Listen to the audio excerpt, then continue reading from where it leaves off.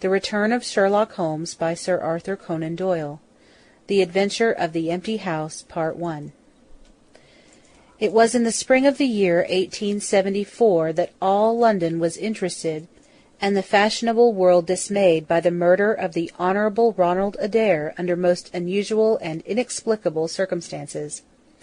The public has already learned those particulars of the crime which came out in the police investigation, but a good deal was suppressed upon that occasion, since the case for the prosecution was so overwhelmingly strong that it was not necessary to bring forward all the facts. Only now, at the end of nearly 10 years, am I allowed to supply those missing links which make up the whole of that remarkable chain.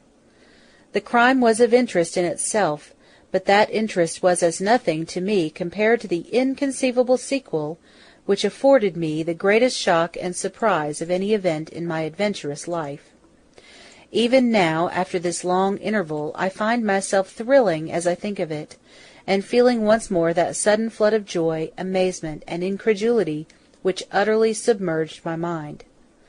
Let me say that to the public, which has shown some interest in those glimpses which I have occasionally given them of the thoughts and actions of a very remarkable man, that they are not to blame me if I have not shared my knowledge with them, for I should have considered it my first duty to do so, had I not been barred by a positive prohibition from his own lips, which was only withdrawn upon the 3rd of last month.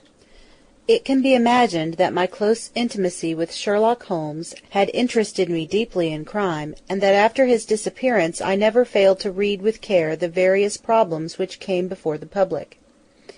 And I even attempted more than once, for my own private satisfaction, to employ his methods in their solution, though with indifferent success. There was none, however, which appealed to me like this tragedy of Ronald Adair.